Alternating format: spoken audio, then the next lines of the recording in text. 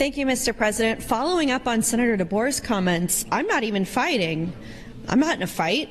I'm engaged in a conversation about what our priorities are as a legislature. I'm not fighting a culture war. I didn't bring any bills in here that filled up the Capitol.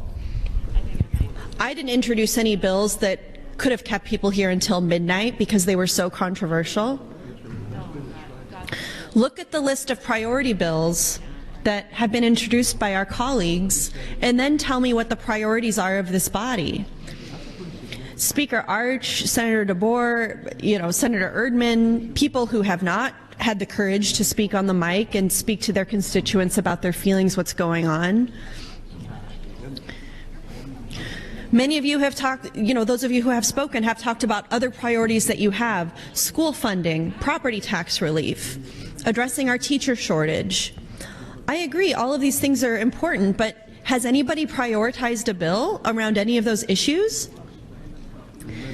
Senator Slama, who's sitting with Senator Kauth under the balcony laughing and taking videos of members while they're talking, she prioritized a bill to say that we can't have boycotts against Israel.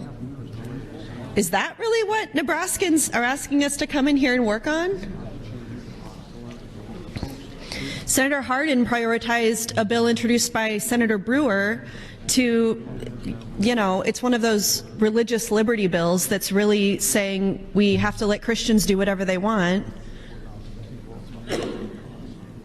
And he was in my committee and government committee yesterday introducing some bill that was very important to him to bring funding to Kimball, Nebraska, it's a city in Nebraska that's going to have a big investment from the Department of Defense, and they're looking for some state funding to bolster their infrastructure. Now, why wasn't that bill prioritized? That seems like a great priority bill to me. I'm sorry, but let's call it how it is. There is only one, segment of people here who's quote-unquote fighting a culture war. There's only one segment of people here who's introducing bills that are keeping us here till midnight.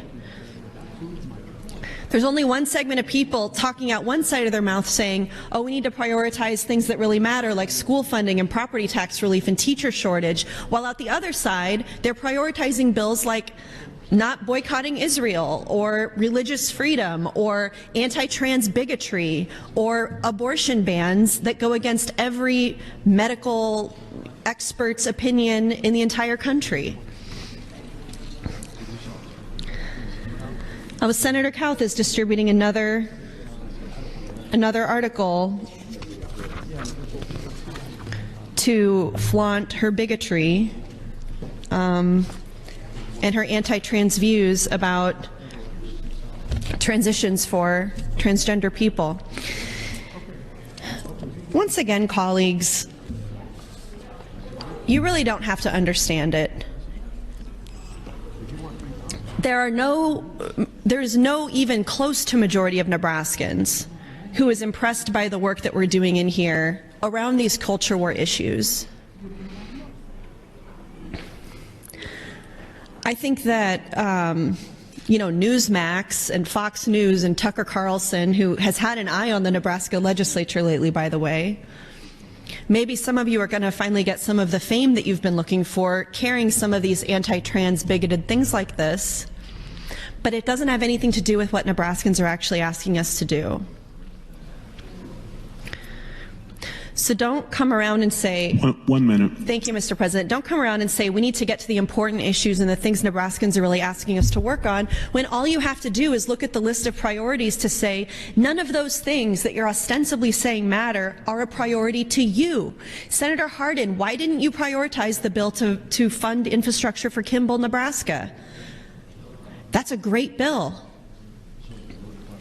Instead, you're fighting a culture war.